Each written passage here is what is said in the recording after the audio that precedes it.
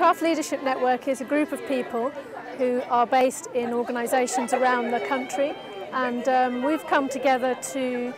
try and form a collective strategic voice for craft. I think the strength of the network is that it involves people from right across the craft sector, so you have in there people who are involved with retail, with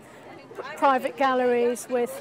public and local authority galleries, you have a craft development agency, you have a university gallery, so that there's a brilliant range across the craft, which I think is very representative. And we feel that our role is very much around connectivity and connecting the sector in a way that hasn't really been done before.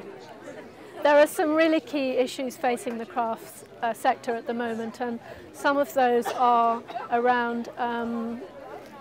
further education, for example, and higher education, and the sort of crisis that there is, in a sense, around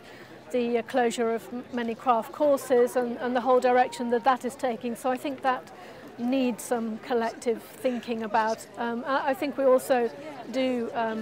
rely on the sole trader model a lot in this country as well, and so I think one of our tasks and the issues is to actually look at other models and ways of working that are maybe about social enterprise. We're quite excited about looking at ideas around crowdsourcing and crowdfunding, for example, and ways that we can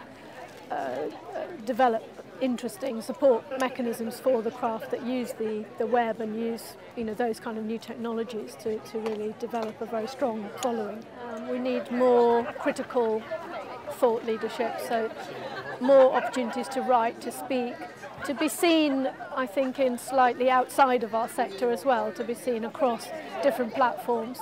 I think we also need to be trying to develop perhaps that support for crafts that is political, and the leaders need to be very well versed in doing some of that advocacy and doing some of that persuasion, and acting together to influence policy at the highest level.